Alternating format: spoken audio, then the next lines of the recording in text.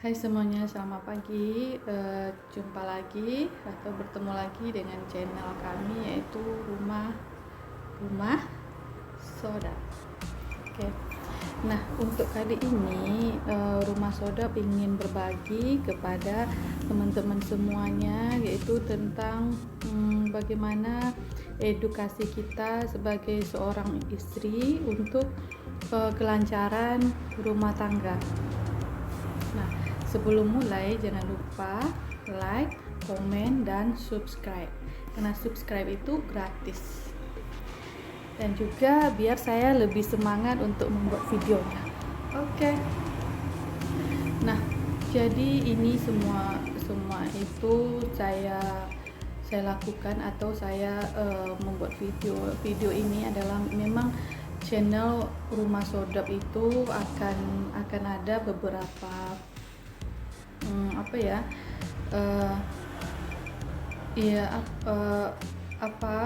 beberapa pilihan, yaitu tentang cara kita bagaimana berumah tangga, kemudian bagaimana mengasuh anak atau pola didik anak, bagaimana cara sikap kita kepada suami, bagaimana kita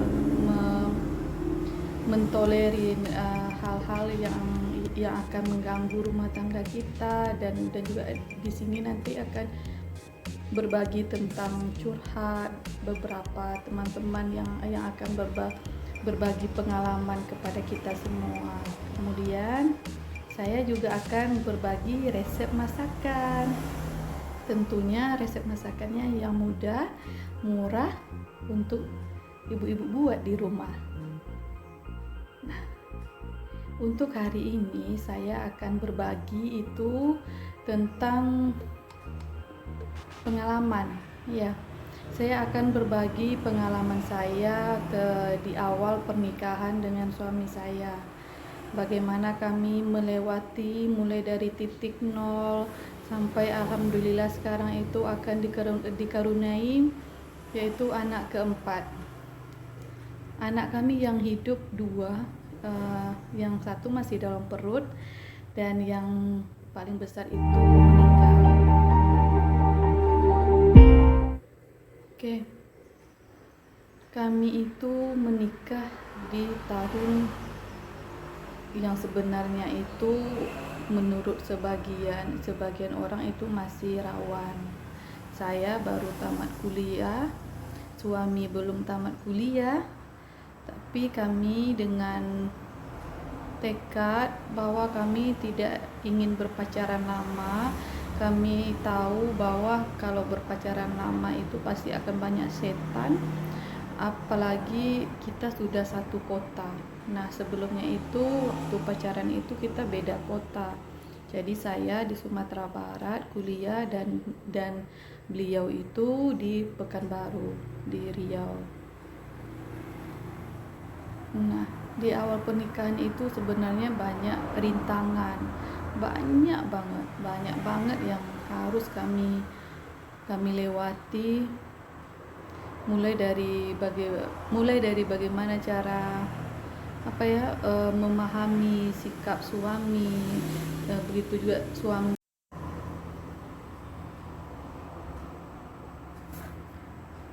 juga suami bagaimana memahami sikap saya. Nah, itu semuanya kalau bagi teman-teman yang baru nikah mungkin memang agak sedikit berat, karena semasa pacaran kita tidak mengetahui bagaimana sikap dari suami kita sebenarnya, dan bagaimana juga sikap kita. Suami pasti tidak akan tahu. Namun sebenarnya itu tidak payah dan tidak sulit ya, selagi kita mau saling mengerti. Nah, tiangnya apa sih di situ? Tiangnya adalah bagaimana cara kita bisa saling mengalah. Jika yang satu marah, maka yang satunya lagi harus diam. menyepakati antara satu dan yang lainnya. Jadi di awal pernikahan itu memang agak berat, bahkan ada yang berat banget sampai ada yang melarikan diri. Nah, jadi awal-awal pernikahan itu biasanya itu tidak hanya ada apa ya, masalah dari kita berdua saja, tapi juga biasanya ada dari pihak ketiga, mungkin dari pihak perempuan atau pihak laki-laki, karena si perempuan tentunya belum terlalu mengenal bagaimana sikap apa ya, sikap mertua juga, dan laki-laki juga belum mengenal sikap mertuanya. Jadi terkadang beratnya itu di situ, karena kita mungkin di keluarga itu akan berbeda, tetap akan berbeda bagaimana pola di satu keluarga itu. Nah, kalau kami waktu awal menikah itu bisa dibilang cobaan kami adalah ekonomi, dan juga ada beberapa hal kecil, tapi memang karena sewaktu menikah suami saya juga belum ada pekerjaan tetap, saya juga belum ada pekerjaan tetap, dan kemudian setelah menikah itu saya langsung hamil. Wah, kalau diingat kami itu lebaran pertama setelah menikah, kami tidak memegang uang sama sekali, dan saya tidak salah itu mendapatkan uang sekitar 70.000, kemudian saya bayarkan ke zakat.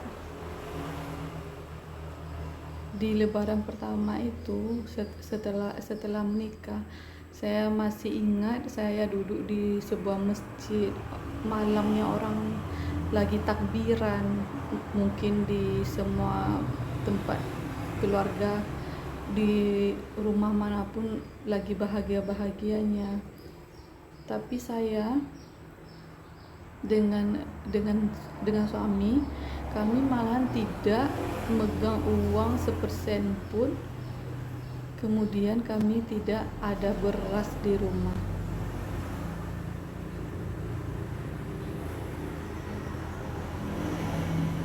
Tapi kamu jangan takut, bagi yang mau menikah mendengar kisah saya, jangan takut.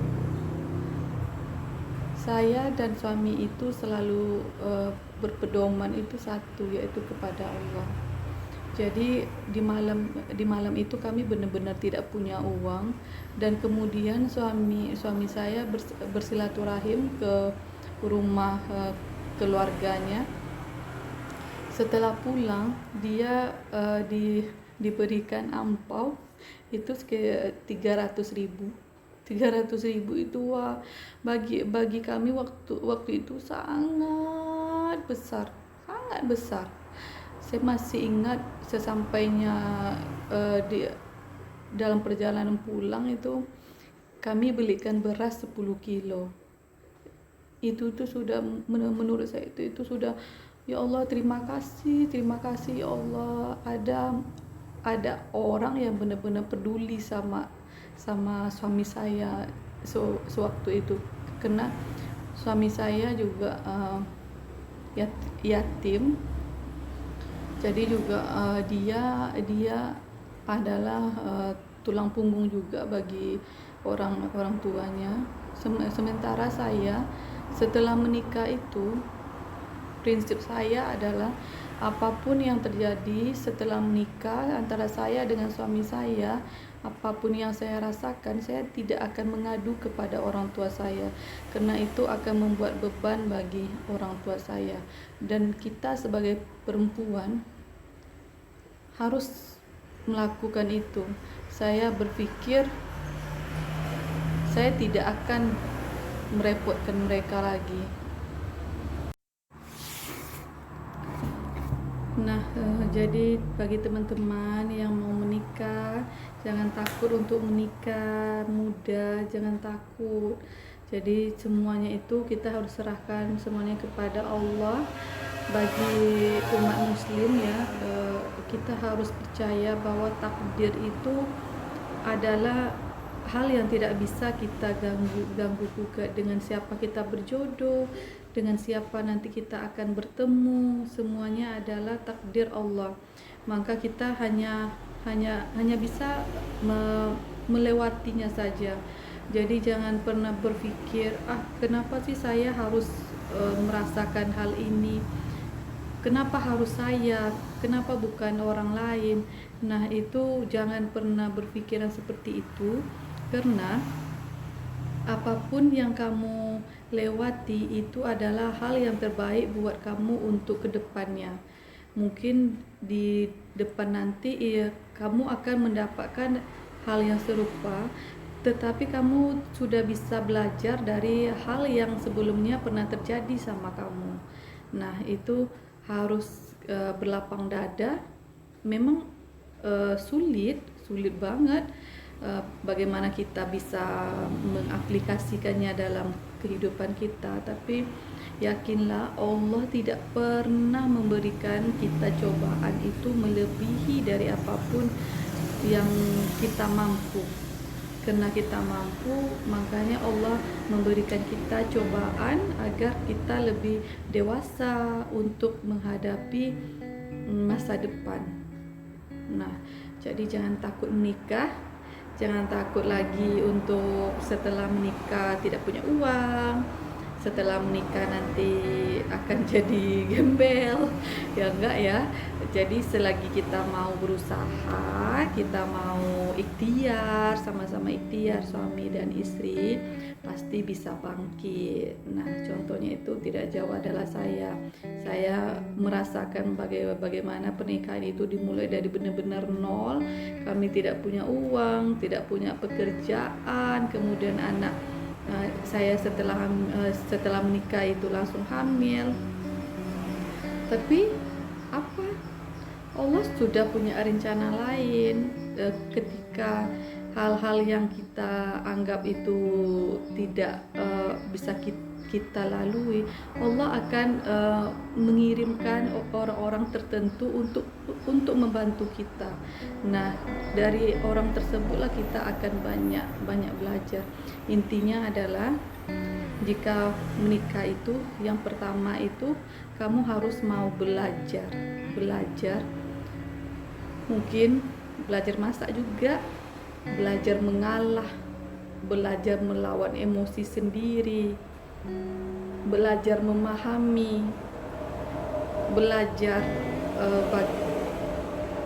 bagaimana bisa bersabar, belajar menahan diri untuk tidak selalu melihat ke atas, belajar memahami suami, kemampuan suami. Yang penting itu adalah kamu harus belajar kemampuan suami.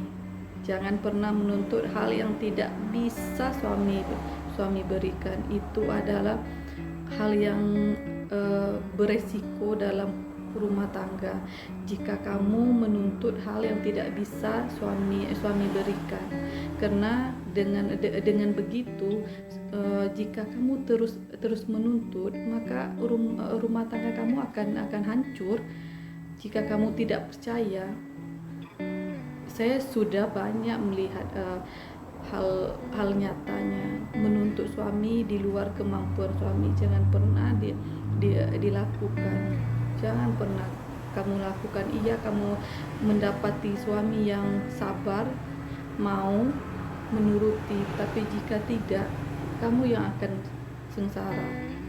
Jadi jangan pernah menuntut suami di luar kemampuan beliau. Pahami, bersabar, yakin kepada Allah, dan kemudian teruslah berdoa kepada Allah bahwa apapun bisa kamu lewati selagi kamu menyerahkan semuanya itu kepada Allah. Itu tips rumah tangga dari saya. Jadi cukup sekian dulu untuk tips dalam berumah tangga, tips mengatasi di awal pernikahan. Jadi jangan pernah takut menikah ya, sahabat semuanya. Tetap menikah itu adalah ibadah. Menikah adalah ibadah, dan seorang istri itu akan memiliki banyak pahala kalau ikhlas. Kalau ikhlas, kita cuci baju suami itu ikhlas pahala, kita ngurus anak itu ikhlas dapat pahala, masak untuk suami itu ikhlas dapat pahala. Jadi banyak banget pahalanya kalau kamu sudah jadi istri. Nah, apalagi kalau sudah jadi ibu, nah tambah banyak pahalanya. Jadi katanya ya, saya bukan ustazah, tapi saya pernah dengar beberapa ustadz berbicara bahwa jika kamu mau masuk surga itu menjadi seorang istri yang baik, itu kamu bisa bisa memilih dari pintu surga mana kamu mau masuki. Nah, begitulah sebenarnya istimewanya kalau kita menjadi seorang istri yang baik. Jadi cukup sekian dulu. Jangan lupa di like, komen, dan subscribe. Dibagikan juga jika kamu merasa pembicaraan saya ini itu mempunyai manfaat bagi kamu dan orang lain, terutama bagi para istri, para perempuan yang baru menikah dan akan menikah. Jadi jangan lupa di subscribe ya. Terima kasih. Assalamualaikum.